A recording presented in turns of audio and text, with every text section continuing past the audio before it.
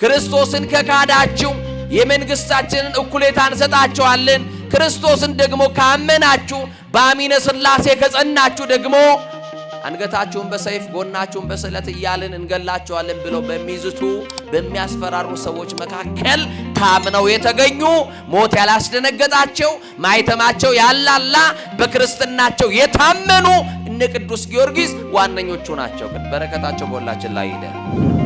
ብሄድ ይሻለኛል እያሉ በር እየዘጉ መዝም የሚጠጡ ሰዎች፣ ብንሄድ ይሻለናል እያሉ ፌስቡክ ላይ እየጻፉ ቤተሰብ የሚያስጨንቁ ስንት ሰዎች፣ ብንሄድ ይሻለናል። ዝም ብሎ የሚኬድ መሰለህ? ምን ይዘህ ነው የምትሄደው? ምን ተገበርኪ አይቴ ነበርኪ? የት ነበርክ? ምን ሰራ ስትባል ምን ስራ አለ? መቅደስ ሰውነቴን አፈረስኩ ለማለት ደም የተከፈለልን ሰውነት መርዝ እየበጠበጥክ እየጠጣ ክርስቶስ በደም ዋጋ ያከበረውን መቅደስ ሰውነትን አንተም ውሰት ታቦቱ ለመንፈስ ቅዱስ የመንፈስ ቅዱስ ማደሪያዎች እንደሆናችሁ አታውቁምን? ይላል እኮ ቅዱስ ጳውሎስ። የመንፈስ ቅዱስ ማደሪያዎች ናችሁ። መቅደስ ሰውነታችሁ ጠብቁ፣ ከዝሙት ጠብቁ፣ ከርኩሰት ጠብቁ፣ ከዓለማዊ ነገር ጠብቁ፣ ክርስቶስ ከማይከብርበት ነገር ጠብቁት። ሲጨንቃችሁ ሲጸባችሁ ወደ ድንግል ማርያም ነው እንጂ ገመድ ይዞ በር መዝጋት መፍትሄ መሰላችሁ? እናቴ ልጅ እያለቀሳችሁ ያላችሁት ወደ ሰማይ ብቻ ተመልከቱ። በጭንቀት ውስጥ ያላችሁ ወደ ሰማይ ብቻ ተመልከቱ። ሐዘን የበዛባችሁ ችግር የተፈራረቀባችሁ አንዱን ሳታልፉት ሌላ ስቃችሁ ሳትጨርሱ ሌላ ለቅሶ የመጣባችሁ በለቅሷችሁ ላይ ለቅሶ የተዳረረባችሁ እግዚአብሔር እንባችሁ እንዲያብስላችሁ ወደ ሰማይ ብቻ ተመልከቱ። የሰማችሁና በችግራችሁ ሰዓት ወደ ባለስልጣን አትዩ። ደህና ዘመድ አለኝ ብላችሁ እንዳትመኩ። ፊት ሊነሳችሁ ይችላል። የማያሳፍረን ማን ብቻ ነው? ፊት ማያዞርብን ማን ብቻ ነው? ጀርባ ማይሰጠው ማን ብቻ ነው? ታምኖ ማይከዳ ማን ብቻ ነው? ዘመድ ወዲያው ጠላት ሊሆን ይችላል። ወዳጅ ባዕድ ሊሆንብህ ይችላል። አያ ሊገለበጥ ይችላል። ክርስቶስ ኃጢአት ሰርተንም ብንመጣ ንስሐም ብንገባ ክርስቶስ ለክፎችም ለደጎችም ቸር ነው። እስመ ውእቱ ላይ ለሄራኑ ላይ ለሁሉ ደግ ይሆናል። እና ይገርማችኋል። ቶማስ ዘመራስ ሄደና እጆቹ ተቆርጠዋል። አንተ ቶማስ አሁንስ በሃይማኖቱ እንደጸና ነው? አዎ ክርስቶስን አምነዋለሁ እንጂ አልክደውም። ስለዚህ አቋሜ የጸና ነው። ንጉሥ የትኛውንም መከራ በስጋዬ ልታደርግ ትችላለህ። ስጋችሁን የሚገድሉትን ደግሞ ምን አትበሉ ብሎናል? አትፍሩ ብሎናል። ስለዚህ ስጋንም ነፍስንም በገሃነም ሊቀጣ የሚችል አንድ ጌታ አለ። እሱን ነው የምፈራው። ስለዚህ አልፈራም። እኔ ሞት አልፈራም። ሞት አያስፈራኝም። ያንተ ቁጣ ያንተ ዛቻ አያስደነግጠኝም። ከእምነቴ አንዲት ምዕራፍ ፈቀቅ አልልልህም አለው። እግሮቹን ቆረጠ። ቀጠለ። ምኖቹ እጅ የለውም። አሁን ደግሞ እግር የለውም። የደረሰበት የለም። ስለ ክርስትናቸው መከራ የተቀበሉ፣ ስለ ክርስትናቸው አካባቢያቸውን ለቀው የተሰደዱ፣ ስለ ክርስትናቸው ምክንያት ስለ ማይተማቸው ስለ አንገታቸው ማይተም ስለ መስቀል የተሰደዱ እናውቃለን። የሞቱትንም በእኛ ዘመን እናውቃለን፣ እንሰማለን። እኛ ግን ለምን ሞቱ እንላለን? የሰማዕታት ልጆች እኮ ነን። ክርስቶስን በሞቱ በኩል ሊመስል የተዘጋጀ ጠንካራ ክርስቲያን ካለ እነሱን እንድንመስል እግዚአብሔር እኛንም በሃይማኖት ያበርታል። አያችሁ፣ የሚሸሽ አይደለም ክርስቲያን። መከራ የሚፈራ አይደለም። ደግሞ ፈተና ሲመጣበት ደግሞ መከራ ሲበዛበት ወደ ነገስታት የሚጣራ አይደለም። ወደ አገረ ገዢዎች የሚጮህ አይደለም። ወደ ምድር ባለጸጎች የሚያለቅስ አይደለም። መከራችንን ፈተናችንን ስለ ክርስቶስ ስለሚለው ስም የሚደርስብንን እንደ ሙሉ ጸጋ እየቆጠርን በጸጋ ተቀብለን በሰማይ የምናገኘውን ክብር እናስባለን እንጂ እንዲህ ያደረጉን ገደሉን ብለን በነገስታት ፊት ለፊት የምንካሰስ አይደለንም። ለምን ካላችሁ እኛ የሰማዕታት ልጆች ነን። ታፍራላችሁ። እመኑኝ ታፍራላችሁ። ስታማትቡ ራሱ በስርዓት አታማትቡ። ስመ እግዚአብሔር እንኳን ለመጥራት እናፍራለን። ይኸው ኢየሱስ እያሉ በአደባባይ የሚሞሉ ሰዎች ታያላችሁ አይደል?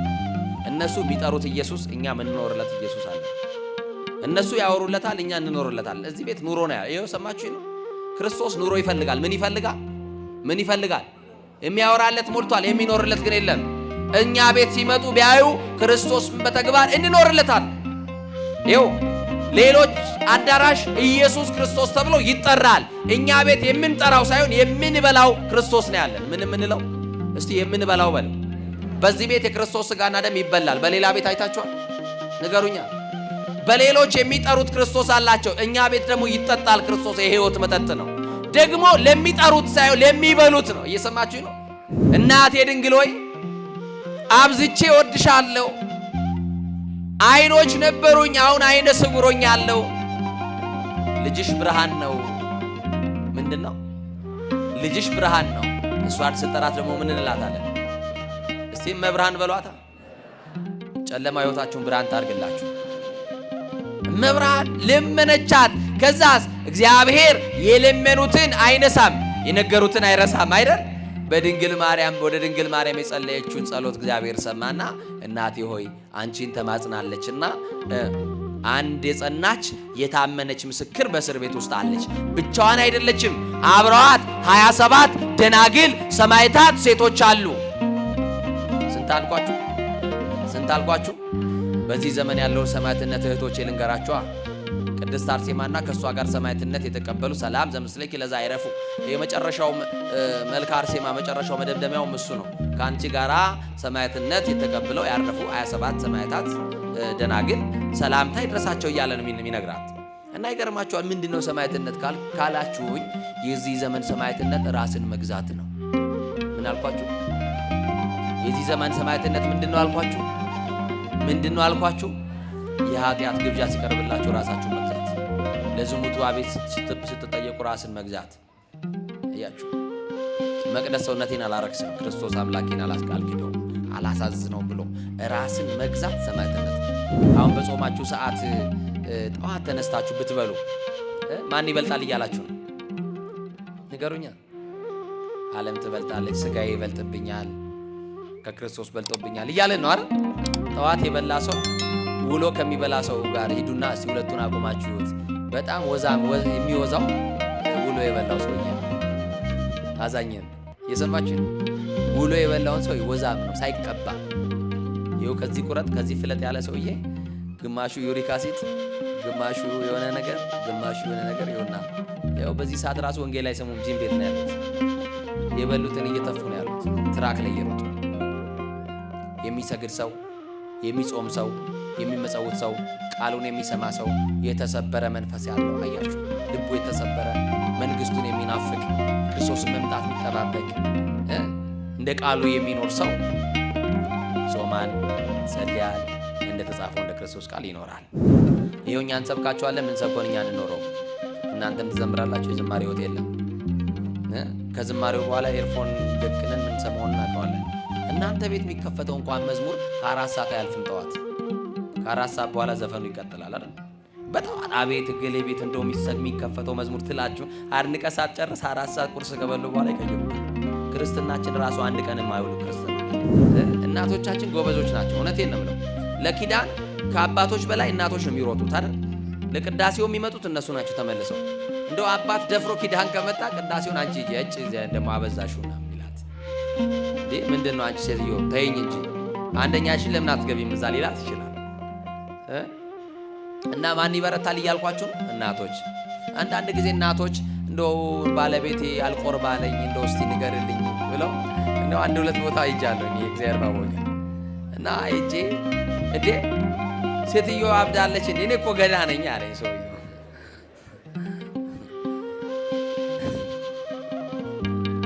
እኔ ምንድን ነኝ?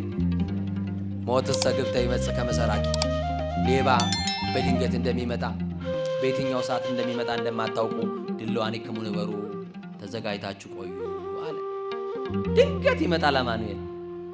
የቀማኸውን ሳትመልስ፣ የበደልከውን ሳትክስ፣ ንስሐ ሳትገባ፣ ይቅር ለእግዚአብሔር ሳትባባል ይሄው ገና ነኝ ስትል ይግባኝ የሌለው ይመጣል።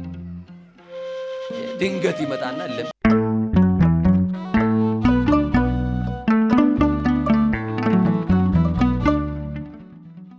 በስመ አብ ወወልድ ወመንፈስ ቅዱስ አሃዱ አምላክ ዘላለም ሥላሴ በሉ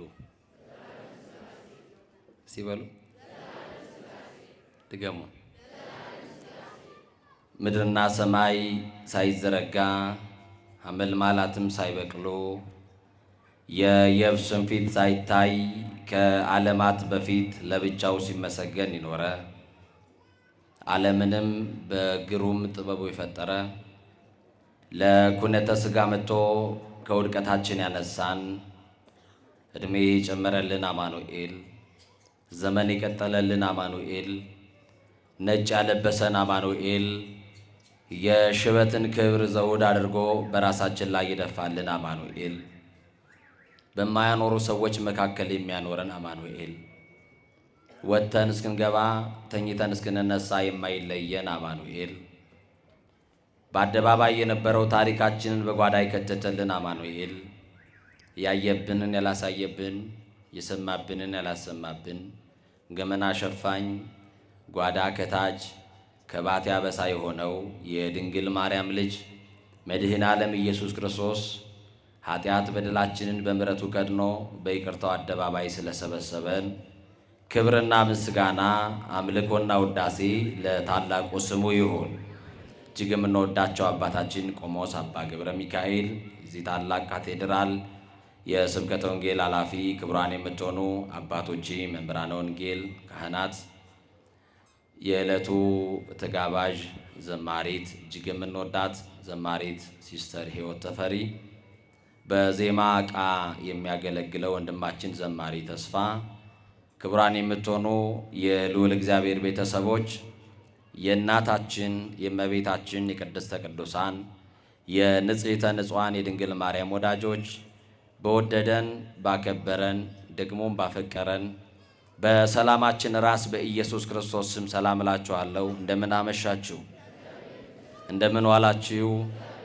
አሜን። ቸርነትና ምሕረቱን ያበዛልን አምላካችን እግዚአብሔር ኃጢአታችንን ሸፍኖ በፊቱ ስላቆመን ክብር ለአምላካችን ለሥላሴ ይሁን። ለቃል ርደት ለሥጋ ምርገት መሰላል የሆነች የአዲስ ኪዳን ኪሩብ ከሰማይ የረቀቀች ዳግሚት ሰማይ በቀደመ ልመናዋ ፍጥረት የምታስምር አዛኝ የጻድቃን ወዳጅ የኃጥአን አማላጅ እናታችን አማላጃችን መመኪያችን በረሃብ ዘመን በልተን የጠገብንባት መሶባችን ድንግል ማርያም በጥማት ዘመን ጠጥተን የረካንባት ጽዋችን ድንግል ማርያም ልብሳችንም ጉርሳችንም ድንግል ማርያም ልብሳችን ዘመዳችን ወገናችን ድንግል ማርያም የምንመካባት የመመኪያችን ዘውድ ድንግል ማርያም የምንመረጎዛት በተራ ሃይማኖታችን ድንግል ማርያም ከኃጢአት ስጥመት የዳንባት መርከባችን ድንግል ማርያም ጌታን ያየንባት መስታወታችን ድንግል ማርያም የሕይወት እንጀራ የቀረበባት አማናዊት መሶብ ድንግል ማርያም ከፍ ከፍ ያልንባት መታያችን ድንግል ማርያም በደቂቀ አዳም በልዑላኑ በትሑታኑ በሰማይ በምድር በገነት በመንግሥተ ሰማያት በዚህ ዓለም ውድስት የሆነች የአምላክ እናት የኢየሱስ ክርስቶስ እናት የኔም የናንተም የሁላችን እናት ድንግል ማርያም ከኃጢአት ስጥመት የዳንባት መርከባችን ናት። የኑሯችን አጣፋጭ የሕይወታችን ቅመም ባለቀስን ጊዜ እንባችን ያበሰችልን በተጨነቅን ጊዜ አረጋጋችን የኢየሱስ ክርስቶስ እናት ድንግል ማርያም ሁሉ ነገራችን ናት። ክብር ለድንግል ማርያም ይሁን።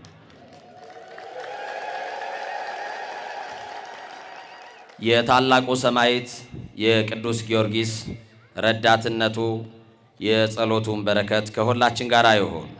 የቅዱሳን አባቶቻችን ጸጋና በረከታቸው ከሁላችን ጋር ይሁን። ሊቃውንት ለአእምሮ ዋዘኞች ለጆሮ እግዚአብሔር ደግሞ ለልብ ይናገራል። ሊቃውንት ለአእምሮ ከነገሩን ዋዘኞችም ለጆሮ ካወሩልን የልብ ወዳጃችን እግዚአብሔር ለልባችን የሚነግረን ይበልጣል። ከአለት በላይ የጠነከረው ልባችንን በፍቅሩ መዶሻ ሰብሮ የሚረባንን የሚጠቅመንን የሚያስተምረን እግዚአብሔር በዚህ በተወደደ በመዳን ሰዓት የዘመናት ጥያቄን የሚመልሰው እግዚአብሔር የተዘበራረቁትን ኑሯችን ጉዳይ የሚሰበስበው እግዚአብሔር እንደ ሰው የነገርነውን ሳይሆን ዝምታን የሚያዳምጠው እግዚአብሔር በዝምታችሁ ውስጥ ያለውን ጩኸት የሚሰማው እግዚአብሔር እንቆቅልሻችንን የሚፈታ እግዚአብሔር ከትከሻችን ላይ ያልወረደውን ችግራችንን አዝለን የምናለቅስበትን በር ዘግተን የምናነባበትን ጥያቄ በቅጽበት ሊመልስ የሚቻለው እግዚአብሔር አርሆት ሰናይ ወጾር ቀሊል የተባለ ጌታ አምላካችን መድኃኒታችን ኢየሱስ ክርስቶስ ቀና ብለን እንዳንሄድ የከለከለንን ያጎበጠንን ያስነከሰንን ያስለቀሰንን ከሰው የለየንን ብቸኛ ያደረገንን የዛሬ ዓመት ያለቀስንበት ዘንድሮ የምናለቅስበትን ጉዳይ ከትከሻችን ላይ በቃሉ ያንሳልን። የቅዱሳን አምላክ ሸክማችንን ያቅልልልን። አሜን በሉ። ማን ከኛ ጋር ይሆን? በቃሉ ማን ያበርታን? ከስብራታችን ማን ይጠግነን? የሁሉ ባለቤት አምላካችን እግዚአብሔር በዚህ በተወደደ ጉባኤ የምትሰሙት የአምላካችንን ቃል እንድትጠነክሩበት እንድትበረቱበት መንፈሳዊ ሕይወታችሁ እንዲጠነክርና መንፈሳዊ ፍሬ እንድታፈሩ ጌታ መንፈስ ቅዱስ ይርዳችሁ ይርዳን። የትምህርታችን ርዕስ የታመነ ምስክር አይዋሽም በሚል ይሆናል። ከኔ ጋር ትጠራላችሁ። የታመነ ምስክር በሉ። አይዋሽም። ይህንን ቃል የምናገኘው መጽሐፈ ምሳሌ ምዕራፍ 14 ቁጥር 5 ላይ የምናገኘው ኃይለ ቃል ነው። ይህንን ኃይለ ቃል የተናገረው የዳዊት ልጅ ጥበበኛው ሶሎሞን ነው። የታመነ ምስክር አይዋሽም። ምስክር ማለት ምን ማለት ነው የሚለውን በዚህ ጉባኤ ውስጥ አጠር ላለ ደቂቃ በሚገባን ቋንቋ እንነጋገራለን። የምስጢር ባለቤት የረቀቀውን አጉልቶ የራቀውን አቅርቦ ምስጢር ገልጦ ጌታ መንፈስ ቅዱስ ሁላችንንም ያስተምረን። በግዕዙ ቋንቋ ሰማዕት ይባላል። ሰማዕት ማለት ሰማ ከሚለው የግዕዝ ግስ የወጣ ሲሆን ምስክር ማለት ነው። ለብዙ ቁጥር ሲሆን ሰማዕታት ወይንም ምስክሮች እንላቸዋለን። በአውደ ነገሥታት ፊት ለፊት የክርስቶስን ጌትነት የመሰከሩ ሰማዕታት ሞት ያላስደነገጣቸው፣ የነገሥታት ቁጣና ዛቻ ያላስፈራቸው፣ በክርስቶስን በነፍሳቸው ተወራርደው የመሰከሩ፣ ክርስቶስን በሞቱ በኩል የመሰሉ ቅዱሳን ሰማዕታት ይባላሉ። ለሀገር የተዋደቁ፣ ለሀገራቸው ብለው በጦርነት የሞቱ የተሰዉ ሀገር እንደያቅማቸው ሰማዕታት ትላቸዋለች። ይህንን ለሀገር ከሞቱት ለእምነታቸው የሞቱ ለክርስትናቸው አንገታቸውን የሰጡ ስለ ፈጣሪያቸው ብለው እግዚአብሔርን ካዱ ብለው አስጨናቂዎች ነገሥታት ሲያስጨንቋቸው የክርስቶስን ጌትነትና አምላክነት በመመስከራቸው በክርስትናቸውና በማኅተማቸው ምክንያት የሞቱትን ቤተ ክርስቲያን ቅዱሳን ሰማዕታት ብላ ታከብራቸዋለች። በስማቸው ታቦት ቀርጻ ቤተ ክርስቲያን ሰርታ ልጆቿን ትሰበስባለች። ከዚህም ዛሬ የተሰበሰብንበት ይሄ ቤተ ክርስቲያን በሰማዕቱ በቅዱስ ጊዮርጊስ ስም ተሰየመ እንጂ የቤቱ ባለቤት መድኃኔ ዓለም ኢየሱስ ክርስቶስ ነው። ለስም አጠራሩ ክብር ይግባው። ማን ነው አልኳችሁ? ምን ነው ቅር ያላችሁ ይመስላል። ቅር አላችሁ እንዴ? ማን ነው የዚህ ቤት ባለቤት? የዚህ ቤት ራስ ማን ነው? ለቤተ ክርስቲያን አካል የሆነላት ማን ነው? ቤተ ክርስቲያንን በደሙ የሞሸራት ማን ነው? የዚህ ቤት ራስ ማን ነው አልኳችሁ? ክርስቶስ ብላችሁ ግለጹልኝ። ማን ነው? በቅዱስ ጊዮርጊስ ስም ቤተ ክርስቲያኑ ታነጸ እንጂ የቅዱስ ጊዮርጊስ ሥጋና ደም አለ ወይ? ንገሩኝ እንጂ።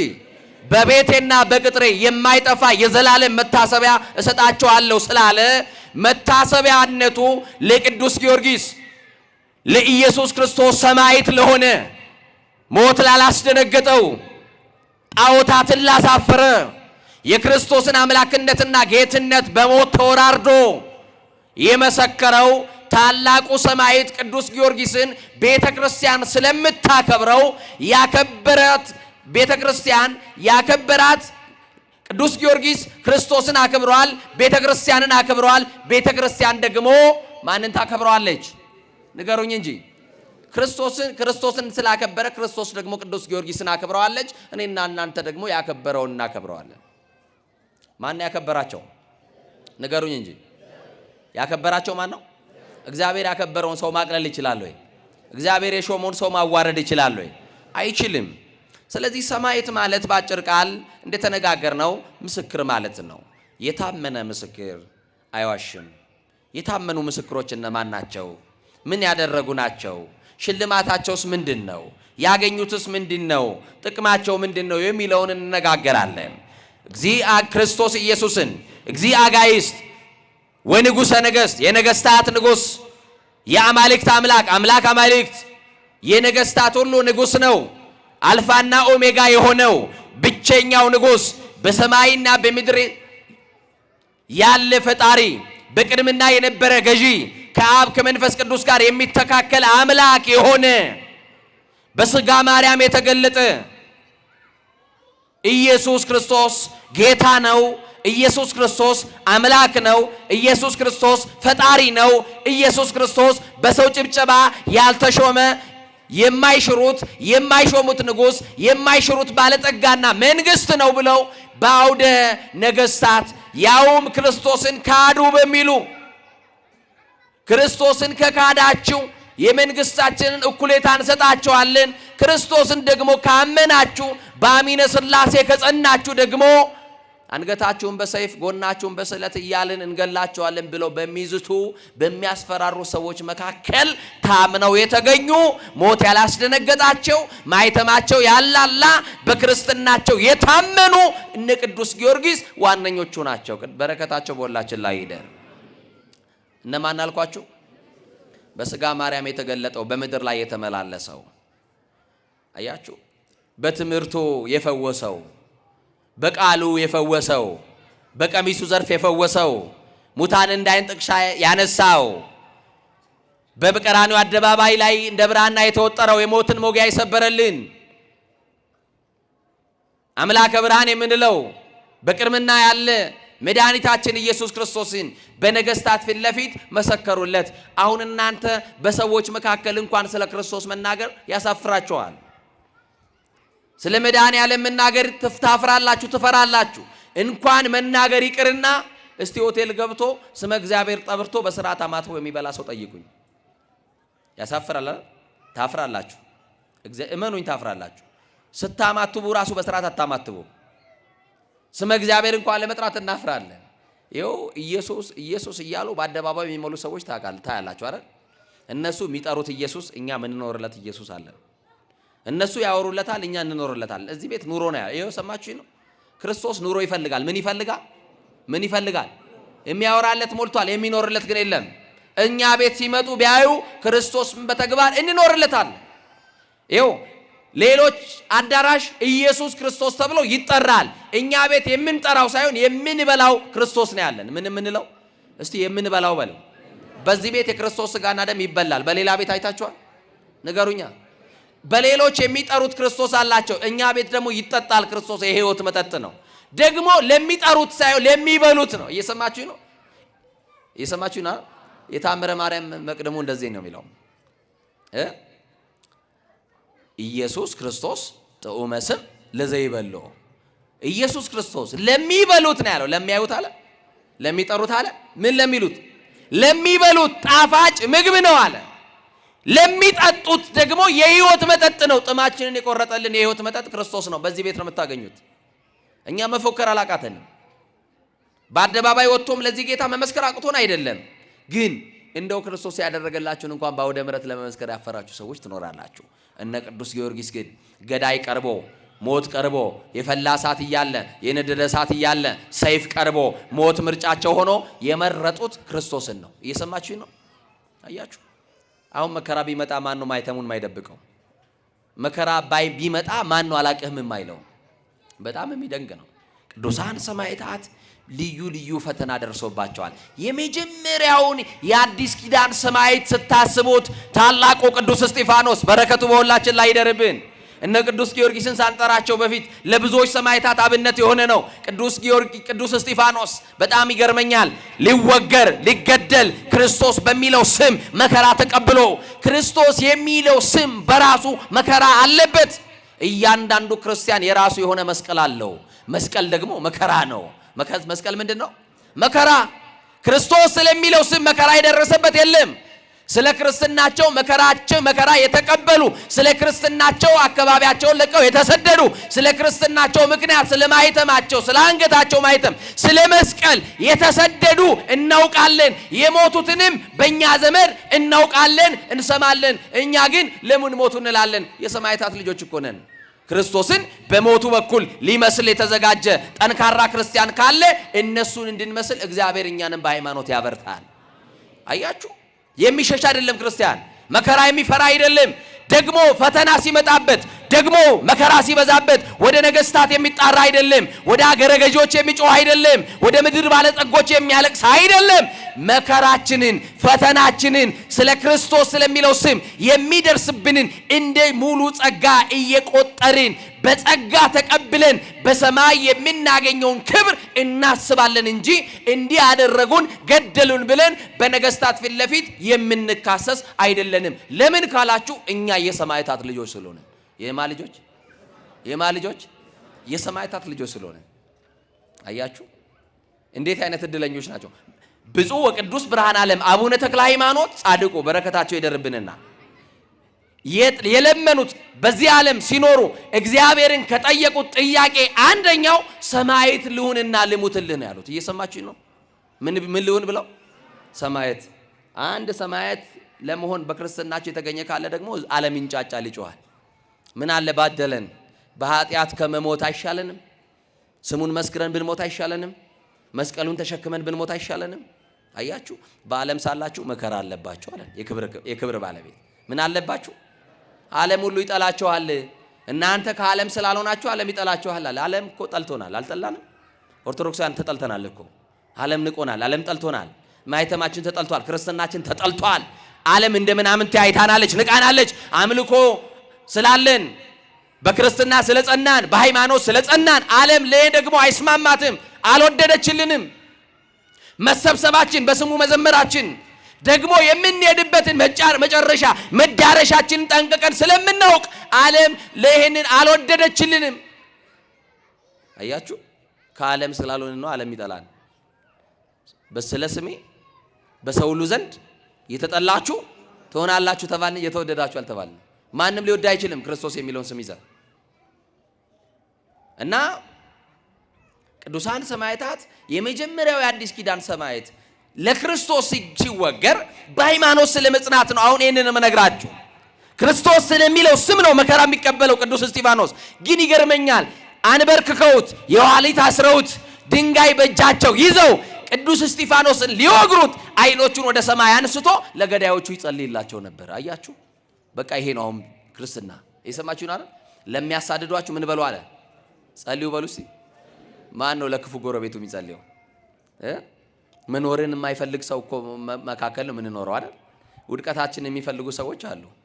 እንደው ባላየው የሚሉ ሰዎች ባሉበት ከተማ ውስጥ የምንኖረው። መቆማችንን የማይፈልጉ ሺህ ሰዎች አሉ፣ እልፍ ሰዎች አሉ። ቅዱስ እስጢፋኖስ ለገዳዩ ይጸልያል። ከማን የተማረው ነው? ተማሩ እምኔ እስመ የዋህ አነ ወቱት ልቤ፣ ከእኔ ተማሩ አለ። እስቲ ከእኔ ተማሩ በሉ። ከክርስቶስ ነው የምንማረው ትህትናን። ትህትና የአንገት መሰበር ሳይሆን የልብ መሰበር ነው። አያችሁ እስጢፋኖስን ለአገልግሎት የተመረጠው እንደናንተ ለአገልግሎት የተመረጠው እስጢፋኖስን አያችሁት? ለክብሩ ስትዘምሩለት እግዚአብሔር እንዴት እንደመረጣችሁ ታያችሁ። እንዴት ቢወዳችሁ ነው፣ እንዴት ቢያከብራችሁ ነው። እንዴት ቢያከብረን ነው በሰገነቱ ላይ ቆይቆም ነው። እንኳን ለአገልግሎት ለባርነት እንኳን ጠቅሞም ነበር ክርስቶስን። ምን አይቶልን ይሆን? አያችሁ ቅዱስ እስጢፋኖስ ተንበርክኮ ወደ ሰማይ ይመለከት ነበር። ወዴት ይመለከት ነበር? በቃ መከራ ሲመጣ ፈተና ሲመጣ ክርስቲያን አይኖቹ ወደ ሰማይ ነው። ወደት የሚፈርድልን በሰማይ አለ፣ የሚበቀልልን በሰማይ አለ። ፍርዱ በእጁ የሆነ ቢዘገይም የሚቀርመው የሌለ እውነተኛ ዳኛ በሰማይ አለ። የለም? ማን ይባላል ስሙ? ለስም አጠራሩ ክብር ይሁንለት። ይቆያል እንጂ ክርስቶስ ይፈርዳል። ጽዋዋ ትሞላለች እንጂ ክርስቶስ ይፈርዳል። እና ይገርማቸዋል። ቅዱስ እስጢፋኖስ የሚያየው ሰማይ ነው። ምንድነው ናፍቆቱ? ምንድነው ያስናፈቀው? ወደ ሰማይ የሚመለከተውስ ምን አይቶ ነው? ምንድነው አዲስ ነገር አለ እንዴ ብላችሁ ካላችሁ ቅዱሳን ሰማዕታት ናፍቆታቸው በሰማይ የሚያገኙት ክብር ነው። ምንድነው ናፍቆታችሁ? ቅዱስ እስጢፋኖስ ጌታውን በሰማይ ለማየት ናፈቀ። ማንን ናፈቀ? ክርስቶስን ለማየት ናፈቀ። ቅዱስ ጳውሎስ እንዳለ ልሄድ አለ፣ ወደ ክርስቶስ ልሄድ እናፍቃለሁ አለ። ወደ ማን ልሄድ? የአንድ ሰሞን የፌስቡክ ትሬንድ ነበራል።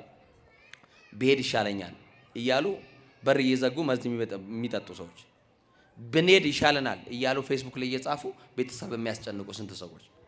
ብንሄድ ይሻለናል። ዝም ብሎ የሚኬድ መሰለ እንዴ? ምን ይዘህ ነው የምትሄደው? ምን ተገበርኪ አይቴ ነበርኪ? የት ነበርክ? ምን ሰራ ስትባል ምን ስራ አለህና? መቅደስ ሰውነቴን አፈረስኩ ለማለት ደም የተከፈለልን ሰውነት መርዝ እየበጠበጥክ እየጠጣ ክርስቶስ በደም ዋጋ ያከበረውን መቅደስ ሰውነትን አንተ ሙሰት አቦቱ ለመንፈስ ቅዱስ የመንፈስ ቅዱስ ማደሪያዎች እንደሆናችሁ አታውቁምን? ይላል እኮ ቅዱስ ጳውሎስ። የመንፈስ ቅዱስ ማደሪያዎች ናችሁ።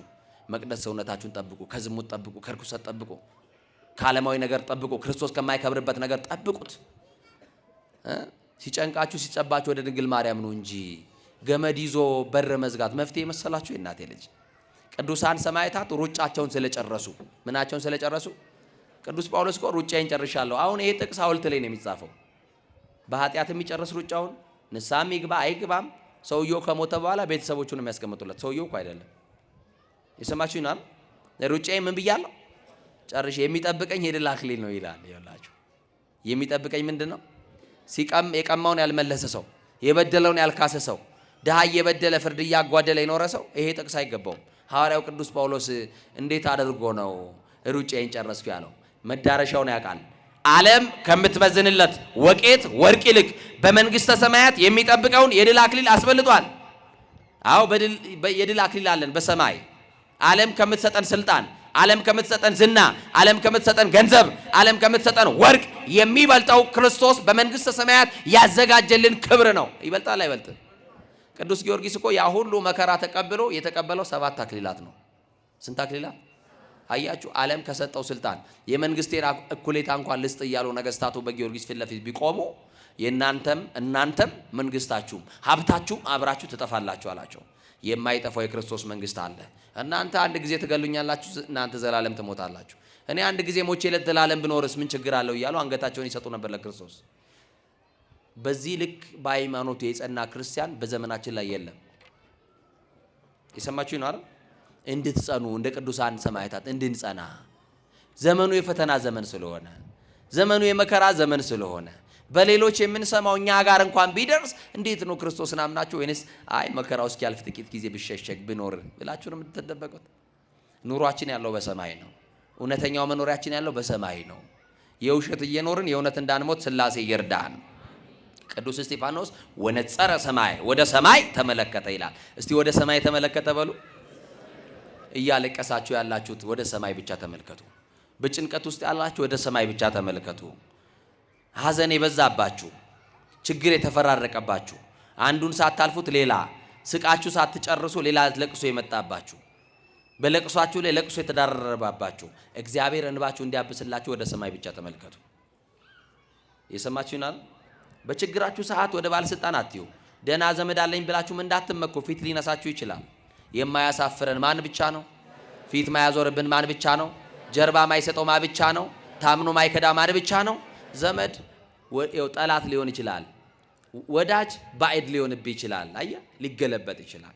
ክርስቶስ ኃጢአት ሰርተንም ብንመጣ ንስሐም ብንገባ ክርስቶስ ለክፎችም ለደጎችም ቸር ነው። እስመ ውእቱ ላይ ለሄራ ነው ላይ ለኩያን ለሁሉ ደግ የሆነ ለሁሉ ቸር የሆነ አያችሁ። ቅዱስ እስጢፋኖስ ወደ ሰማይ ይመለከታል። ገዳዮቹን አላየም። ማንን አላየም? ማንን አላየም? ገዳዮቹን አላየም። ማን ነው ቆይ ዛሬ ሊገለኝ ወጣው እስቲ ልታዘበው ብሎ ገዳዮቹን አልቆጠረም። ማን ነው ድንጋይ ያነሳብኝ እንኳን ብሎ አላለም። ዛሬ ወዳጆቼ በፍርድ ቤት አካባቢ ብትሄዱ ስሜ ጠፋ ብሎ ዶሲ ይዞ የሚቆም ወንድሙን ፍርድ አደባባይ የሚያቆም ብዙ ሰው አለ። ገዳዮቹን ግን አላየም። ድንጋይ ያነሱበትን ግን አላየም። አያችሁ፣ ሁሉ ለክርስቶስ መተው ማለት ክርስትና ይሄ ነው። ክርስትና ገዳይ እኮ አለ፣ ምቀኛ እኮ አለ፣ ሊጥልም ይፈልግ እኮ አለ፣ ጉድጓድ ሚስም ይመስል እኮ አለ፣ ቀን የሚፈልግ ምቹ ቀን የሚፈልግብህ ቀን እኮ አለ። እነሱን አለማየት ነው። ማንን ማየት? ወነጸረ ሰማይ ወደ ሰማይ ተመለከተው ወሬ ስብሐት እግዚአብሔር ወይ ቤሪኮ ሊነብር በየማን አቡክ ነው ያለው። አያችሁ፣ ሰማይ ተከፍቶ አየው አለ። ምን ተከፍቶ? እንዴት ነው ሰማዩ የሚከፈተው? አይገርምም? ምኑ ተከፍቶ አየው? ምኑ ተከፍቶ አየው?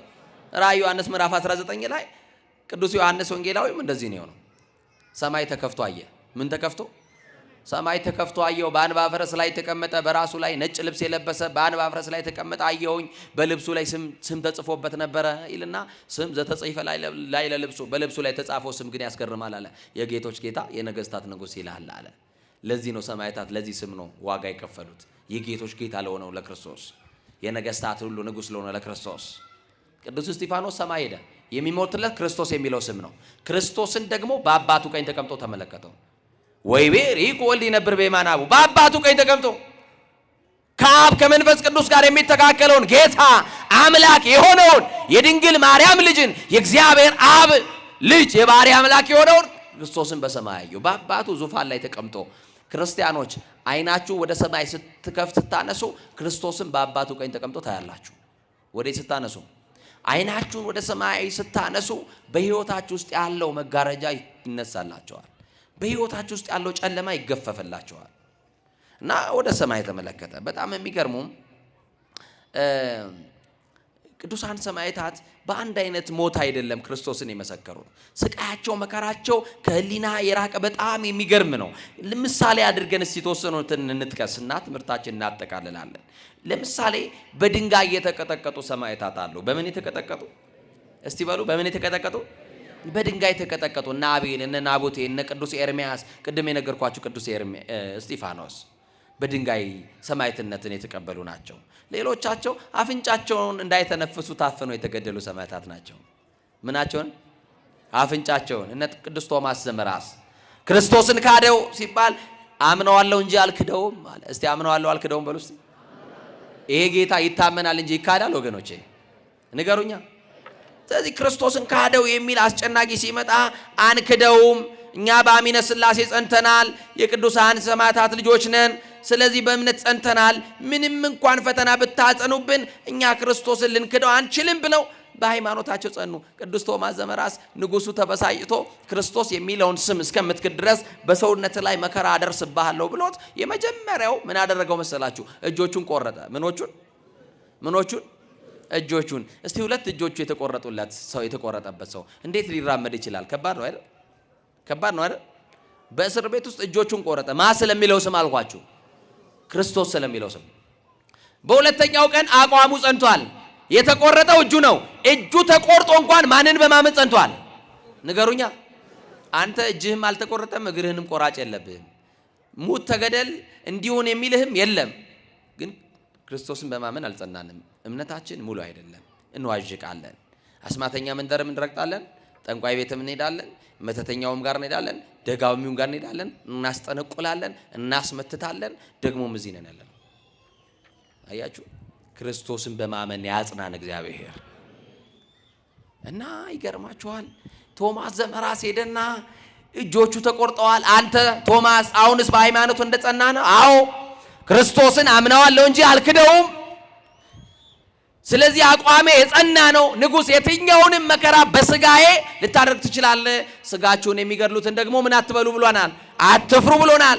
ስለዚህ ስጋንም ነፍስንም በገሃነም ሊቀጣ የሚችል አንድ ጌታ አለ፣ እሱን ነው የምፈራው። ስለዚህ አልፈራም፣ እኔ ሞት አልፈራም፣ ሞት አያስፈራኝም፣ ያንተ ቁጣ ያንተ ዛቻ አያስደነግጠኝም፣ ከእምነቴ አንዲት ምዕራፍ ፈቀቅ አልልልህም አለው። እግሮቹን ቆረጠ። ቀጠለና ምኖቹን? እጅ የለውም፣ አሁን ደግሞ እግር የለውም። ይገርማል እኮ። እጁም ተቆርጦ ክርስቶስን በማመን እግሩም ተቆርጦ ክርስቶስን በማመን ጸና። በጣም ተበሳጨ። እጅና እግሩ ተቆርጦ በቅርጫት ውስጥ አድርጎ እየተሳለቀበት ክርስቶስ የሚለውን ጌታ ካድ፣ ክርስቶስ አምላክ አይደለም ብለህ በአደባባይ መስክርልኝ አለው። እጁ ተቆርጦ እግሩ ተቆርጦ የመሰከረለትን ጌታ አሁን ምን አግኝቶ ይክደዋል ብላችሁ ታስባላችሁ? ጌታዬን አምነዋለሁ እንጂ አልክደውም ብሎ የክርስቶስን ጌትነት በአውደ ነገሥታት በተሰበሰቡበት መካከል በቅርጫት ውስጥ ይዞ ሲመሰክር ንጉሡ ተበሳጨና አፍንጫውን አፍነው ገደለው። እንዲህ ሆነው ለክርስቶስ ሞቱ። እንዲህ እያሉ ወደ ክርስቶስ መንግሥት ይጨመራሉ። እንዲህ እያሉ ሰማያዊ አክሊል ይቀዳጃሉ። አያችሁ ቅዱሳን ሰማዕታት። ቅዱስ ጊዮርጊስ ስንል እንደ ቀልድ እንዳታዩ፣ ቅዱስ አርሴማ ስንል እንደ ቀልድ እንዳታዩ። እነ ቅዱስ ሚናስ፣ እነ ቅዱስ ቂርቆስ፣ እነ ቅዱስ ቴዎድሮስ በናርዲዮስ፣ ሌሎቹም ቅዱሳን አያችሁ በሞቱ በኩል ክርስቶስን የመሰሉ ናቸው። በምኑ በኩል? በሞቱ በኩል። ጆሮአቸውን በምላጭ የተቆረጡ አሉ። ምናቸውን ታስታውሳላችሁ? ሕፃኑ ቅዱስ ቂርቆስ ንጉሱን ካበሳጨው ቃል አንደኛው እኔ ክርስቶስ ነኝ የሚለው ቃል ነው። እስቲ እኔ የክርስቶስ ነኝ በሉ። እኔ የክርስቲያን ነኝ በሉ እስቲ።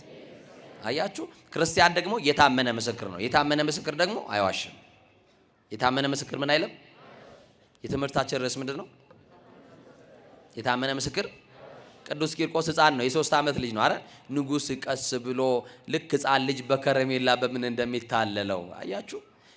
አቡሽዬ ከእናት ጋር የፈለግከውን ነገር አረግልሃለሁ፣ ይህ እናንተ ክርስቶስ የምትሉት አምላክ አይደለም ካደው ሲሉ እኔ ክርስቲያን ነኝ አለ። የታመነ ምስክር ክርስቲያን፣ የማይዋሽ የማይወላውል ክርስቲያን፣ በሃይማኖት አምድ የተተከለ እንደ መሰሶ ያለ ክርስቲያን፣ ነፋስም ሲመጣ የማይወላውል ክርስቲያን። አያችሁ ስለዚህ እኔ ክርስቲያን ነኝ አለ። እኔ ምንድን ነኝ? ይሄ ቃል ነው ያበሳጨው። እኔ ክርስቲያን ነኝ። እንደውም ሊቃውንቱ ሲጠሩት ቅዱስ ቂርቆስን ዘክርስቶስ ይሉታል። እስቲ ዘክርስቶስ ብሉ። እኛንም የክርስቶስ ያርገን። ዘክርስቶስ ብሎ ይጠሩታል በአጭር ቃል ቅዱስ ቂርቆስን። እነ ቅዱስ ቂርቆስ ብቻ አይደሉም፣ ሌሎች ቅዱሳን አሉ። ጆሮአቸውን በምላጭ የተቆረጡ፣ አይናቸውን የተጎለጎሉ እነ ቅዱስ ስምዖን፣ እነ ቅድስት አርሴማ። አስታውሷት ቅድስት አርሴማ። ታሪኳን አይደለም የምተርክላችሁ። ቅድስት አርሴማ አይኖቿ ያምራሉ። ንጉሥ በአጸ ዝሙት ተነድፎ መልኳን እያየ ለአግባሽ የመንግስቴን እኩሌታ ልስጥሽ አብረሽኝ ኑሪ ብሎ ፈቃዷን ሲጠይቅ እኔ የክርስቶስ ሙሽራ ነኝ፣ እኔ ላንተ አልገባም፣ እኔ ለአንዱ ለክርስቶስ ታጥቻለሁ፣ በመንግስት ሰማያት የማደርገው ሰርግ አለኝ፣ ሙሽርነቴ በሰማይ ነው፣ ቁንጅናዬን አይታል፣ ይሄ የሚረግፍ ነው የሚጠፋ ነው፣ ይሄ በጨርቅ የሚጠቀለል ነው፣ በሳጥን የሚገባ ነው፣ አፈር የሚበላው ነው። ስለዚህ እኔ ውበቴ ከውስጥ ነው፣ ውበቴ ደግሞ ክርስቶስ ይባላል ብላ ክርስቶስን ስትመሰክርለት ንጉሥ ተበሳጭቶ የምትመኪበት ይሄንን የሚያምረው ውበትሽን አጠፋዋለሁ ብሎ የሚያምሩ አይኖቿን በወጭት አስወጥቶ በወስፌ በወጭት አድርጎ እንዲህ ሲሳለቅባት አይናማዋን አርሴማ አይነ ስውር አድርጎ እዛ እስር ቤት ሲጨምራት ቅድስት አርሴማ ድንግል ማርያምን ተማጸነቻት። ግዴላችሁም የአርሴማ እናትና ድንግል ማርያም ተማጸኗት። ቅድስት አርሴማ ድንግል ማርያምን ተማጸነቻት እያልኩ እኮ ነው። አያችሁ አዛኝቷል። የብርሃን እናት ናታ እመብርሃን። ወንጌላዊ ዮሐንስ እኮ ብርሃነ ጽድቅ ዘያብር ለኩሉ ዓለም ብሎ የመሰከረልን ልጅ አላት ለሰው ሁሉ የሚያበራ። አያችሁ በጨለመባችሁ ነገር ሁሉ ያብራላችሁ የማርያም ልጅ መሰከረችለት። ስትለምናት አደረች። እናቴ ድንግል ሆይ አብዝቼ ወድሻለሁ፣ አይኖች ነበሩኝ አሁን አይነ ስውሮኛለሁ፣ ልጅሽ ብርሃን ነው። ምንድን ነው? ልጅሽ ብርሃን ነው። እሷን ስጠራት ደግሞ ምን እንላታለን? እስቲ እመብርሃን በሏታ። ጨለማ ሕይወታችሁን ብርሃን ታርግላችሁ። እመብርሃን ለመነቻት። ከዛስ እግዚአብሔር የለመኑትን አይነሳም የነገሩትን አይረሳም አይደል? በድንግል ማርያም ወደ ድንግል ማርያም የጸለየችውን ጸሎት እግዚአብሔር ሰማና እናቴ ሆይ አንቺን ተማጽናለችና አንድ የጸናች የታመነች ምስክር በእስር ቤት ውስጥ አለች። ብቻዋን አይደለችም፣ አብረዋት 27 ደናግል ሰማዕታት ሴቶች አሉ። ስንት አልኳችሁ? ስንት አልኳችሁ? በዚህ ዘመን ያለውን ሰማዕትነት እህቶቼ ልንገራችኋ። ቅድስት አርሴማና ከሷ ጋር ሰማዕትነት የተቀበሉ ሰላም ዘምስለኪ ለዛ አይረፉ። የመጨረሻው መልካ አርሴማ መጨረሻው መደምደሚያው እሱ ነው። ካንቺ ጋራ ሰማዕትነት የተቀበለው ያረፉ 27 ሰማዕታት ደናግል ሰላምታ ይድረሳቸው እያለ ነው የሚነግራት። እና ይገርማችኋል። ምንድነው ሰማዕትነት ካላችሁኝ የዚህ ዘመን ሰማዕትነት ራስን መግዛት ነው። ምን አልኳችሁ? የዚህ ዘመን ሰማዕትነት ምንድነው አልኳችሁ? ምንድነው አልኳችሁ? የኃጢአት ግብዣ ሲቀርብላችሁ ራሳችሁን መግዛት፣ ለዝሙቱ አቤት ስትጠየቁ ራስን መግዛት። እያችሁ መቅደስ ሰውነቴን አላረክስም፣ ክርስቶስ አምላኬን አልክደውም፣ አላሳዝነውም ብሎ ራስን መግዛት ሰማዕትነት ነው። አንገት የሚቆርጥ ላይኖር ይችላል። የሰማችሁ ይናል። በፈላ እሳት የሚጥልክ ላይኖር ይችላል። ግን ራስን መግዛት ሰማዕትነት ነው። እግዚአብሔር ይርዳን ሁላችንን። ከዛ ቅድስት እመቤታችን ድንግል ማርያም ከልጇ ጋር በእስር ቤት ገባች። በእስር ቤት ገባችና ጨለማ የነበረው ቤት እስር ቤት ሁሉ ብርሃን ሆነ። እናቴ አንቺን ተማጽናለች፣ ይሄንን ሰማያዊ አይኑ ሰጅና ግጠሚላት አላት። ይችላል አይችልም? መድኃኒዓለም ንገሩ። ይችላል አይችልም? ይችላል። የሁሉ ባለቤት አይደል? ከእናቱ ማኅፀን ጀምሮ ዕውር የሆነው ዮሐንስ ወንጌል ምዕራፍ 9 ቁጥር 1 ጀምራችሁ ስታነቡ ደቀ መዛሙርቱ ማነው ኃጢአት የሰራው ዕውር ሆኖ እንዲወለድ ሲል የእግዚአብሔር ሥራ በሱ እንዲገለጥ አይደል ያለው? ልሙጥ የነበረውን ሰው አይኖች ያልተፈጠሩለትን ሰው አይኑን ያበራ እግዚአብሔር ይችላል አይችልም? እዛ በኋላ ወሰደችና ሰማያዊውን አይን ግጥም አደረገችና አይዞሽ ወደ ኋላ እንዳትይ፣ በሰማይ የተዘጋጀልሽ ክብር፣ በሰማይ የተዘጋጀልሽ አዳራሽ፣ በሰማይ የተዘጋጀልሽ ክብር፣ ሰማያዊ ክብር አለሽ፣ ወደ ኋላ እንዳትይ። ስለዚህ የታመነ ምስክር አይዋሽምና ጸንተሽ ቆይ ብሏት በሃይማኖት እንድትጸና መክሯት፣ 27ቱን ሴቶችም እንድታጸና ነግሯት፣ ክርስቶስ ኢየሱስ ባርኳት፣ ድንግል ማርያም ባርካት፣ ቅድስት አርሴማ ይላለች። ከዚህ መካከል ነው አይናቸውን የተጎለጎሉ ልክ እንደ ቅዱስ ስምዖን ሰማዕታት አሉ ያልኳችሁ። ከንፈራቸውን የተቆራረጡ እነ ቅዱስ ቶማስ፣ እነ ቅዱስ መርምህናም፣ ጥርሳቸውን በድንጋይ የተወለቁ እነ ቅዱስ ጎርጎርዮስ ዘእንዚናዙ፣ ምላሳቸውን በወስፌ የተተለተሉ እነ መጥምቀ መለኮት ቅዱስ ዮሐንስ፣ ደረታቸውን በጦር የተወጉና አቡነ አቢብ እነ ቅዱስ ቴዎድሮስ፣ ቆዳቸውን የተገፈፉ እነ ቅዱስ ቶማስ ዘህንደኪ፣ በእሳት የተጠበሱ እነ ቅዱስ መርቆሬዎስ፣ ወደ ባህር የተጣሉ እነ ቅዱስ በርቶሎሜዎስ፣ በገመድ የተጎተቱ እነ ቅዱስ ማርቆስ፣ እነ ቅዱስ አትናቴዎስ፣ እነ ቅዱስ ዲዮስቆሮስ በሮማ አደባባይ በሰረገላ እየጎተቱ ፊታቸው የተነጨ ጢማቸው እየተነጨ ጥርሳቸው እየወለቀ ዝንቱ ውእቱ ፍሬ ሃይማኖት፣ የሃይማኖት ፍሬ ይሄ ነው፣ ክርስቶስ ስለሚለው ስም መከራ መቀበል ነው ብለው በመከራ ውስጥ ወደ ኋላ እንዳይሸሹ በመከራ መጽናትን አስተምሯቸዋል። እነ ቅዱስ ዲዮስቆሮስ እነ ቅዱስ በረከታቸው ይደርብን። በገመድ የተጎተቱ ብቻ አይደሉም። በጣም ብዙ ቅዱሳን ሰማዕታቶች አሉ። እነ ቅዱስ ጊዮርጊስ በጣም እኮ የሚገርም ነው። በረከታቸው ይደርብን። ለሰማዕትነት የሚያበቁ ቅድመ ሁኔታዎች በቤተ ክርስቲያናችን 4 ናቸው። ስንት ናቸው? የመጀመሪያው አንድ ሰው ሰማዕት ከመሆኑ በፊት በእግዚአብሔር ማመን አለበት። በማን ማመን አለበት? በእግዚአብሔር ያላመነ ሰው ከሰውም ተጣልቶ በሆነ ምክንያት ግጭት ተፈጥሮ ቢሞት ሰማዕት ይሆናል? ንገሩኛ። ቅድሚያ በማን ማመን አለበት? በእግዚአብሔር። ሁለተኛው ዓለምን በፍጹም መጥላትና መናቅ አለበት። ማንን? ተቸገራችሁ አይደል? ዓለምን መናቅ። ደግሞ ዓለም የምትባል ሴት ካለች እሷን አይደለም ያልኩት። እስቲ ዓለምን መናቅ በሉ። በፍጹም መጥላት። አያችሁ፣ ከክርስቶስ ማን ይበልጣል? ዓለም ይበልጣል እንዴ? ዓለም ትበልጣለች?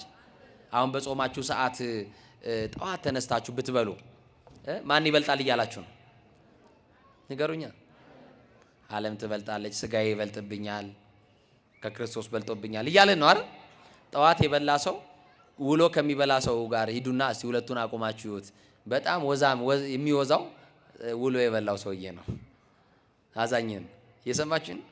ውሎ የበላውን ሰው ወዛም ነው ሳይቀባ። ይኸው ከዚህ ቁረጥ ከዚህ ፍለጥ ያለ ሰውዬ ግማሹ ዩሪክ አሲድ፣ ግማሹ የሆነ ነገር፣ ግማሹ የሆነ ነገር ይውና ያው በዚህ ሰዓት ራሱ ወንጌል ላይ ሰሙም ጂም ቤት ነው ያሉት። የበሉትን እየተፉ ነው ያሉት፣ ትራክ ላይ እየሮጡ። የሚሰግድ ሰው፣ የሚጾም ሰው፣ የሚመጸውት ሰው፣ ቃሉን የሚሰማ ሰው፣ የተሰበረ መንፈስ ያለው አያችሁ፣ ልቡ የተሰበረ መንግስቱን የሚናፍቅ የክርስቶስን መምጣት የሚጠባበቅ እንደ ቃሉ የሚኖር ሰው ይጾማል፣ ይጸልያል፣ እንደ ተጻፈው እንደ ክርስቶስ ቃል ይኖራል። ስለዚህ ለሰማዕትነት የሚያበቁ ቅድመ ሁኔታዎች አንደኛው ምን አልኳችሁ? በእግዚአብሔር ማመን። ሁለተኛው ዓለምን በፍጹም መጥላትና መናቅ። ቀጥሎ ያመኑትን በህይወት መኖር። ይህንን እግዚአብሔር ያድርግልን። ይሄው እኛ እንሰብካችኋለን፣ ምን ሰብኮን እኛ እንኖረው። እናንተም ትዘምራላችሁ፣ የዝማሬ ህይወት የለም። ከዝማሬው በኋላ ኤርፎን ደቅነን ምን ሰማውን እናውቀዋለን። እናንተ ቤት የሚከፈተው እንኳን መዝሙር ከ4 ሰዓት አያልፍም። ጠዋት ከ4 ሰዓት በኋላ ዘፈኑ ይቀጥላል አይደል? በጠዋት አቤት እገሌ ቤት እንደው የሚከፈተው መዝሙር ትላችሁ አድንቀ ሳትጨርስ 4 ሰዓት ቁርስ ከበሉ በኋላ ይቀይሩታል። ክርስትናችን ራሱ አንድ ቀን የማይውሉ ክርስትና ነው ያለን።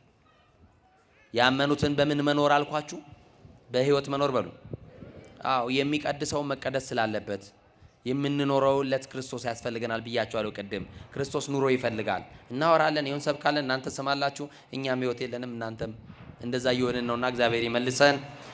አራተኛው ያመኑትን መመስከር ነው። ምን አልኳችሁ? አንድ ክርስቲያን መመስከር የሚችልበት መንገድ አንደኛው ስለ ክርስቶስ በአንደበቱ መመስከር ነው። የማቴዎስ ወንጌል ምዕራፍ 21 ቁጥር 15 ላይ ተመልከቱ። አንድ ክርስቲያን መመስከር የሚችልበት በአንደበቱ። እስቲ በአንደበቱ በሉ። የማንን ጌትነት? የክርስቶስን ጌትነት። የማንን አምላክነት? የእግዚአብሔርን አምላክነት። ስለዚህ በህይወቱ ስለ ክርስቶስ መመስከር ምንድነው ያለው? በሰው ፊት የሚመሰክርልኝ አለ፣ እኔ ደግሞ በሰማይ በአባቴ ፊት እመሰክርለታለሁ አለ። በማንም ፊት የሚመሰክርልኝ? አቤት! ከድንግል ማርያም መወለዴን፣ በመልዕልተ መስቀል መሰቀሌን፣ ሞቼ ዓለምን ማዳኔን፣ ወደ ሰማይ ማድረጌን፣ ከሰማይ ያላወረደውን ስጋ ወደ ሰማይ ይዞ መውጣቱን፣ በስጋ ማርያም በክበበ ትስብእት በግርማ መለኮት ተገልጦ ለፍርድ እንደሚመጣ ይህንን የሚመሰክር ጌትነቴን አምላክነቴን የሚመሰክርልኝ በሰው ፊት የሚመሰክርልኝ እኔ ደግሞ በሰማይ በአባቴ መንግስት በሰማይ እመሰክርለታለሁ አለ። ስለዚህ በአንደበት ስለ ክርስቶስ መመስከር ያልኳችሁ ይሄ ነው። ሁለተኛው አንድ ክርስቲያን መመስከር የሚችልበት መንገድ ሁለተኛው በህይወቱ ስለ ክርስቶስ መመስከር። በምን አልኳችሁ? ቅድም እንዳልኳችሁ ነው። ሰው ዓለምን እየወደደና በዓለም ያለውን ስራ እየሰራ እግዚአብሔርን እወደዋለሁ ማለት አይቻልም። ቅዱስ ያዕቆብ በመልእክቱ ምዕራፍ 2 ቁጥር 4 ላይ እንደዚህ ይላል። ያዕቆብ መልእክት ምዕራፍ 2 ቁጥር 4 ላይ ወንድሞች ሆይ ይላል፣ የዚህ ዓለም ወዳጅ የእግዚአብሔር ጠላት እንደሆነ አታውቁም ይላል። የማን ወዳጅ? እንደው በማርያም ነገሩ የማን ወዳጅ የማጠላት አለ? የዚህ ዓለም ወዳጅ አለ። የእግዚአብሔር ጠላት እንደሆነ አታውቁም አለ። ስለዚህ ዓለም ሳትንቃችሁ ናቋት። ደግሞ ናቋት ስላችሁ መንኩሱ እያልኩ አይደለም። እየሰማችሁ ነው? ዓለምን መናቅ ማለት መመነን አይደለም። እየሰማችሁ ነው? በዓለም ያለውን የሥጋውን ፍላጎት አሸንፎ መኖር መናኔ ነው። እናንተ እኮ መናኝ ናችሁ። እየሰማችሁ ነው? ባል በሚስቱ ጸንቶ ከኖረ እኮ መናኝ ነው። እውነት አሰብ እንዴ ንገሩኝ እንጂ በትዳራቸው በብቃት የደረሱ ቅዱሳን እኮ አሉ የሉ? ጳጳሱ እኮ የትዳር ውጤት ነው አይደል? ቅዱሳን እኮ የትዳር የጋብቻ ውጤቶች ናቸው። እና ሶስተኛው ክርስቶስን በማያውቁ በከሃዲያን ፊት ለፊት መመስከር ነው ለሰማዕትነት የሚያበቃ። በማን? ክርስቶስን በማያውቁ ፊት ቤት መመስከር? በከሃዲያን ፊት። እስቲ በከሃዲያን ብሉ። ክርስቶስ ጌታ አይደለም በሚሉ ሰዎች መካከል መመስከር ነው ለሰማዕትነት የሚያበቃው። በቤተ ክርስቲያን አስተምሮ አንድ ጻድቅ ወይም አንድ ሰማዕት የሚባለው ሶስት ነገሮችን ሲያሟላ ነው። ስንት ነገሮች? ሶስት ነገር ካሟላ ሰማዕት ይባላል። ሶስት ነገሮችን ካላሟላ ግን ቤተ ክርስቲያን ሰማዕት ነው አትለው። በስሙ ቤተ ክርስቲያን አትሰራም፣ ጽላት አትቀርጽለትም። ምንድነው ካላችሁ የመጀመሪያው የሰማዕትነቱ ምክንያት በሃይማኖቱ መሆን አለበት። በምን ንገሩኛ? በሃይማኖቱ።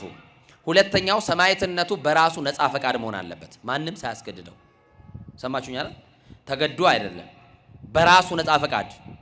ክርስቲያኖች የሚቀበሉትን መከራ ልቀበል፣ ክርስቶስ ስለሚለው ስም የመጣባቸው መከራ ብሬያቸው ልቀበል ብሎ በራሱ ነፃ ፈቃድ ሄዶ ክርስቶስን መስክሮ በሰማዕትነት የሚያልፍ ካለ ይሄ ሰማዕት ይባላል ቤተክርስቲያናችን።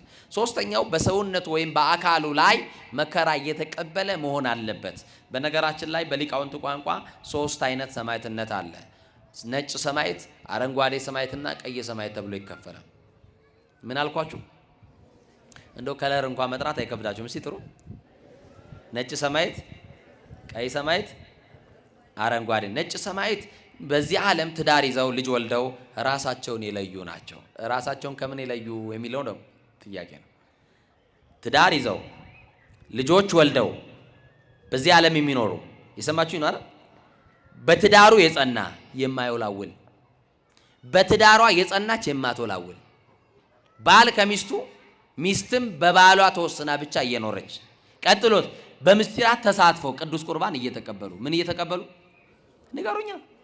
ቅዱስ ቁርባን እየተቀበሉ በክርስትና የጸኑ ነጭ ሰማዕታት ይባላሉ። አያችሁ ሰማዕትነት እንዴት በረከት እንዳለው አላወቅከውም እንጂ በትዳር ውስጥም ነበር። በስርዓት አልያዛችሁትም እንጂ እየቀለዳችሁበት ነው እንጂ ነጭ ሰማዕት አለ። ሌላው አረንጓዴ ሰማዕት ነው። አረንጓዴ ሰማዕት ደግሞ ልጆቻቸውን ለቁም ነገር አብቅተው በመጨረሻው ሰዓት የመነኑ ወይም ገዳም የገቡ ናቸው። ለምን አብቅተው አልኩኝ? እኔ ደግሞ በትነው አላልኩኝም። አደራችሁን እንዳትለውጡብኝ። በጣም ብዙ ሚዲያ ስላለ እንዳትተነጥቋት። ለምን አብቅተው አልኩኝ? ልጆቻቸውን ድረው ኩለው ስራ አስይዘው ቁም ነገር ላይ አድርሰው ከዚህ በኋላ እኔ ብኖርባት ይቺ ዓለም አትጠቅመኝም ብለው በ11ኛው ሰዓት የመነኑ የመነኮሱ ምን አይነት ሰማዕታት ይባላሉ? ንገሩኛ። ይኸው አንዳንድ ቤት እኮ ሽምግልና እንላካለን እንደው አልቆርባለኝ ይላሉ ሴቶቹ። እናቶቻችን እንኳን ጀግኖች ናቸው። እንደው እንዳትቀየሙኝ አደራችሁን። ሌላ መውጫ ካለ እንኳን ጠይቄም ቢሆን ወጣለሁ፣ አታስወጡኝም እናንተ። እናቶቻችን ጎበዞች ናቸው። እውነቴን ነው የምለው። ለኪዳን ከአባቶች በላይ እናቶች ነው የሚሮጡት አይደል? ለቅዳሴው የሚመጡት እነሱ ናቸው ተመልሰው። እንደው አባት ደፍሮ ኪዳን ከመጣ ቅዳሴውን አንቺ እጭ ደግሞ አበዛሽው ነው የሚላት። እንዴ ምንድነው አንቺ ሴትዮ ተይኝ እንጂ አንደኛሽን ለምን አትገቢም እዛ ሊላት ይችላል። እና ማን ይበረታል እያልኳችሁ ነው? እናቶች።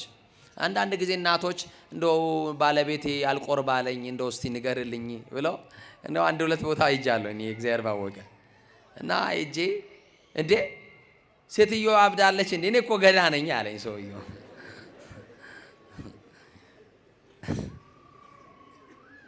እኔ ምንድን ነኝ? ሞትስ ሰግብተ ይመጽእ ከመሰራቂ፣ ሌባ በድንገት እንደሚመጣ በየትኛው ሰዓት እንደሚመጣ እንደማታውቁ ድልዋኒክሙ ንበሩ፣ ተዘጋጅታችሁ ቆዩ አለ። ድንገት ይመጣል አማኑኤል።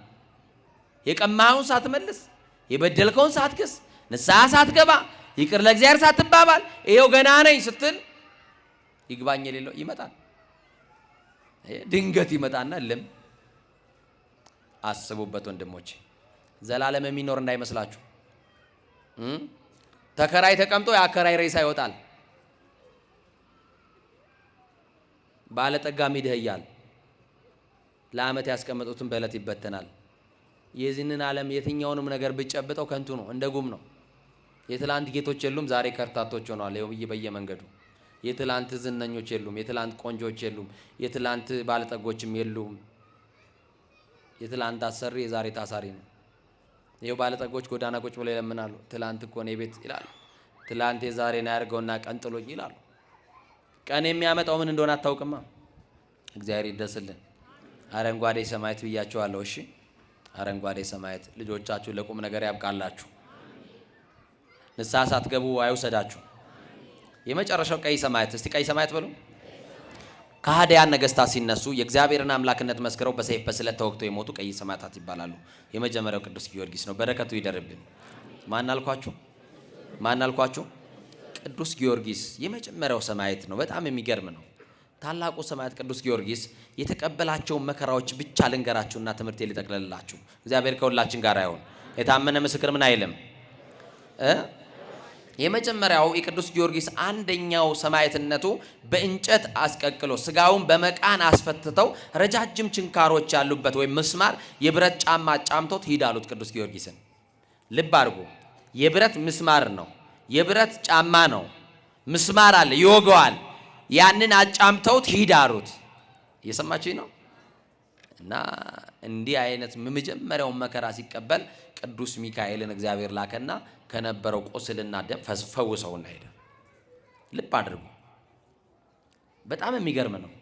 ሲያዩ ነገስታቱ ቅዱስ ጊዮርጊስ በብረት ጫማ ላይ አጫምተውት ደሙን አይተዋል፣ ስጋው ቆስሎ አይተዋል።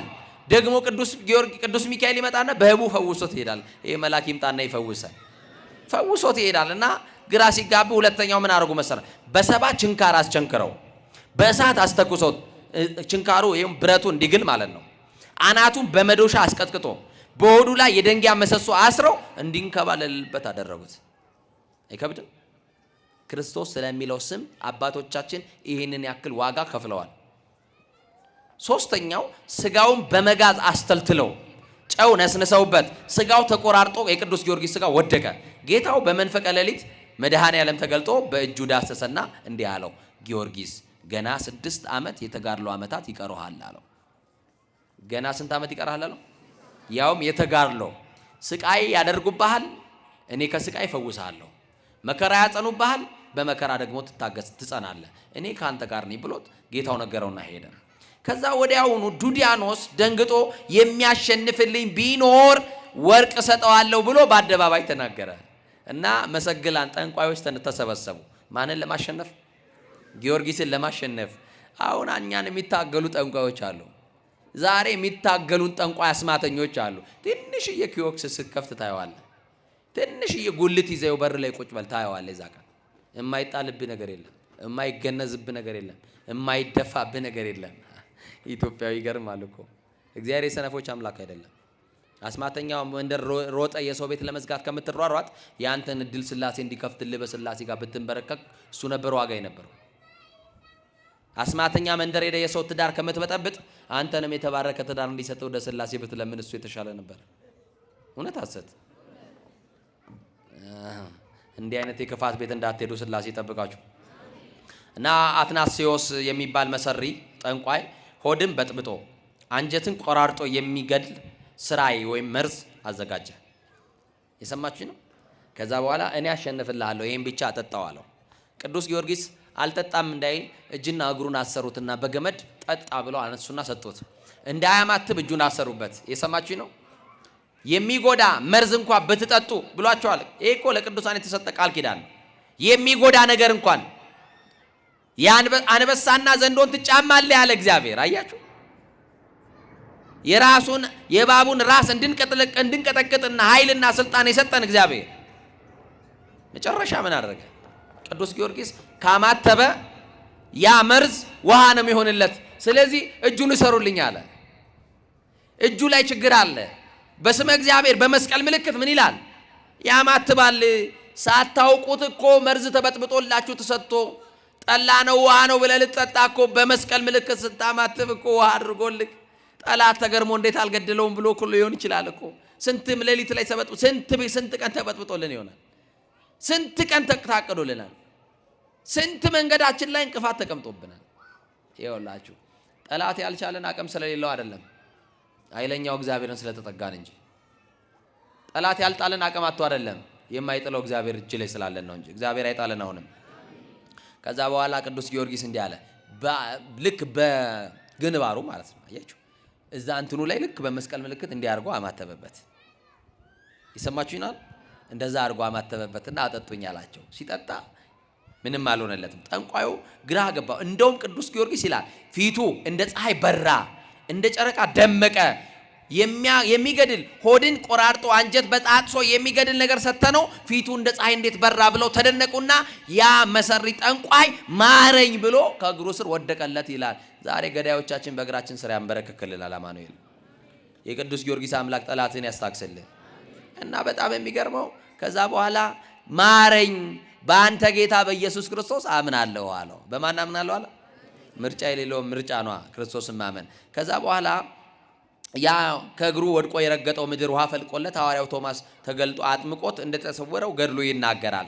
ሌላው ቅዱስ ጊዮርጊስ አራተኛ የተቀበለው መከራ በብረት አልጋ አስቸንክሮ ከበታቹ እሳት አንድዶበታል። ልክ ቅዱስ መርቆሬዎስ እንደተቀበለው የብረት አልጋ ላይ አስተኝተውት አስረውት ከስሩ ደግሞ ከአልጋው ስር ምን አነደዱ?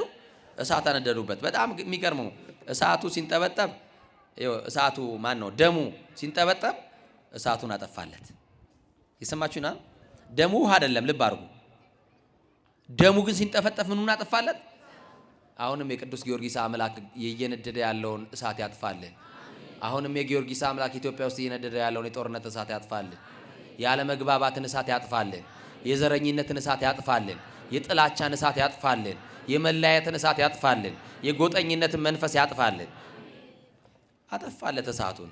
ዱዲያኖስ ኢየሱስ አምላክ መሆኑን አሳየኝ አለው። ከዛ በዚህ ሁሉ ተአምራት አላመነም። ማን አምላክ መሆኑን? ኢየሱስ አምላክ መሆኑን አሳየኝ አለው። ከዛ ምን አደረገ መሰላችሁ?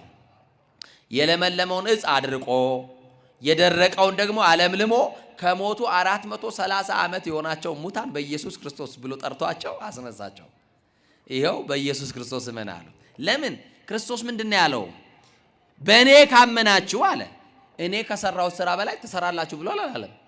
ንገሩኝ እንጂ እንዴ ኤልሳ አንድ ሙት ቢያነሳ ኤልያስ አንድ ሙት ቢያነሳ እኮ ኤልያስ መንፈስና ጸጋ እጥፍ የሆነለት ሁለት አንስቷል። አያችሁ ከኔ በላይ እጥፍ ትሰራላችሁ አለ። ያ እምነት የለንም እንጂ። እና አምስተኛው በዚህም እንደማይሞት ሲያውቅ ምን አደረገው? በረሃብ በጽም ይሙት ብሎ ምንጭ ከሌለበት መበለት ቤት ጋር አስገባና አሰ ምንም በሌለበት ደሃ በሆነች መበለት የሚበላም የሚጠጣም በሌለበት መበለት ቤት አሰረው። በመሰሶ አደረገው ቅዱስ ጊዮርጊስን በስዕሉ ላይ እንደምታዩት። እና እሷም የሚበላ ስትፈልግ ቤቷን በእህል አትረፈረፈላት። ማንን ልትመግብ ስትፈልግ? ሰማያቱን። ይህንን ሰማያት የምትዘክሩት አለ ትኖራላችሁ። በዚህ ሰማያት ስም ቁራሽ ለድሃ የምትሰጡ ትኖራላችሁ። ምን ላብላው አለችና ተጨነቀች። ቤቷ ምግብ የለም። ወጥቼ ባይሆን የሚበላው ልፈልግለት ብላ የሚበላ ስትፈልግ አይ አትውጪ ከቤት ያለውን ግቢና ይሄ አላት። ስትገባ ባዶ የነበሩ ነገሮች ሁሉ በቅዱስ ጊዮርጊስ በምልጃው ሞልቶላታል። አሁንም አምላከ ጊዮርጊስ የጎደለውን ይሙላላችሁ። ከዛ በኋላ ይሄንን ብቻ አይደለም፣ የታሰረበት ግንድ ራሱ ምሰሶ ለምልሞ አፍርቷል ይላል። ምን ብሏል? አሁንም የደረቅን መንፈሳዊ ፍሬ ማፍራት ያልቻልንና የጊዮርጊስ አምላክ ፍሬያማ ያድርገን። እንደገና ደግሞ ልጇ ጆሮ የማይሰማ ሰው ስለነበረ እንዲህ አላት፣ ልጅሽን ጥሪው አላትና የልጇን ጆሮ ፈውሶ። የማንን ጆሮ? የልጇን ጆሮ ፈውሶ ከእስራት ፈቶ ደግሞ ባርኳት አጥምቋት። ቅዱስ ሚካኤልም ደግሞ ከታሰረበት እስራት ፈቷት ከመበለቲቱ ቤት ወጥቷል። ይሄ ታላቅ ሰማዕት በቤታችን ይግባና እስራታችንን ይፍታልን። ዓለምና ኃጢአት ያሰረን እስራት ይፍታልን። ጠንቋይና መተተኛ ያሰረውን እስራት ይፍታልን። ቀጥሎ በስድስተኛ በመንኮራኩር ፈጭተው ስጋውን ዘሩት፣ እንደ አመድ በተኑት። እየሰማችሁኝ? ደብረ ይድራስ በምትባል ተራራ ላይ ዘሩት፣ በተኑት። በጣም የሚገርም ነው። ቅዱስ ጊዮርጊስ ስጋው የተበተነበት እንደ አመድ የተበተነበት ቦታ እንዲህ የሚል ሳር ቅጠሉ ሁሉ ሰማዕቱ ለጊዮርጊስ ለክርስቶስ። ሰማዕቱ ለማን? ለክርስቶስ። ቅዱሱ ለክርስቶስ። አያችሁ የክርስቶስ ሰማዕት እውነተኛ ምስክር ደግሞ አይዋሽም፣ ያልዋሸ በዚህ ሁሉ መከራው ሳይፈራ ክርስቶስን የመሰከረ ብሎ ሳርና ቅጠል ሁሉ መስክሮለታል።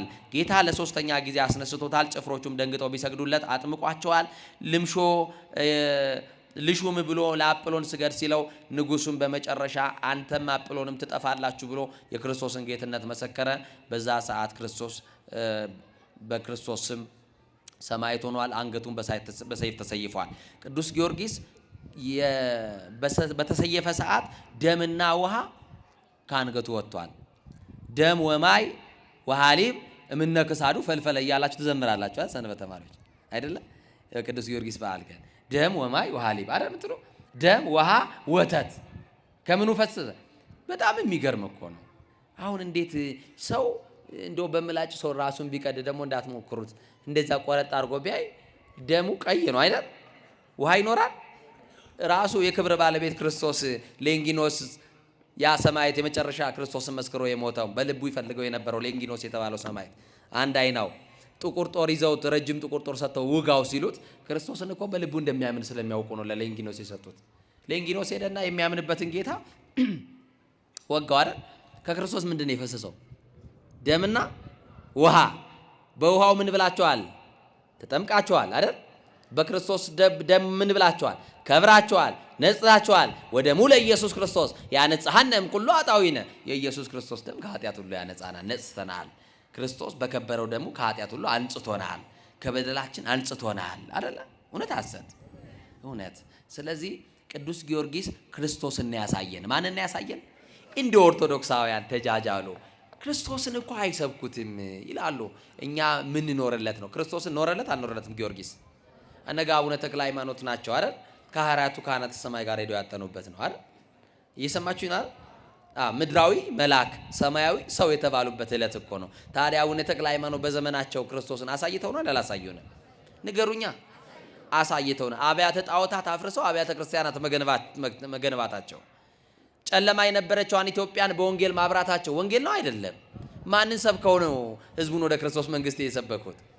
በሸዋ በሙገር በግራሪያ ያለውን ህዝብ በማስም ነው የሰበኩት? ንገሩኝ እንጂ። በዚህ በወላይታ እስከ ዳሞት ሄደው የሰበኩት ተክልዬ የማንን ስም ነው? እኛ ማንን ነው የምንሰብከው?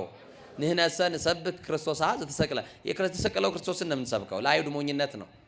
ስለዚህ ኦርቶዶክስ ቤተክርስቲያን ክርስቶስን ትሰብከዋለች ወይ? አዎ ትሰብከዋለች። ምናወራለት ሳይሆን ምንኖርለት ጌታ ስላለን ክርስቶስን በተግባር ነው የምናሳያችሁ። እናንተም ደግሞ ለዚህ ጌታ ኑሩለት። እሺ ተምራችኋል። ዛሬ ሰማዕቱን አውቃችኋል። የሰማዕታትን ክብር አይታችኋል። ስለዚህ እናንተም ራሳችሁን በመግዛት በትዳራችሁ ታማኝ በመሆን በተሾማችሁበት መስሪያ ቤት ታማኝ በመሆን ጉቦ ባለመብላት፣ ሙሰኛ ባለመሆን፣ ዘረኛ ባለመሆን፣ ባለማዳላት፣ ከተፈቀደላችሁ በላይ ባለመውሰድ፣ ደጎች በመሆን ቅኖች በመሆን እንጀራችሁ ለድሆች በመስጠት ክርስትናችን በእንደዚህ አይነት መልክ ካስኬድ ነው እግዚአብሔር በረከት ይሰጠናል። እግዚአብሔር ታማኞች ያድርገን።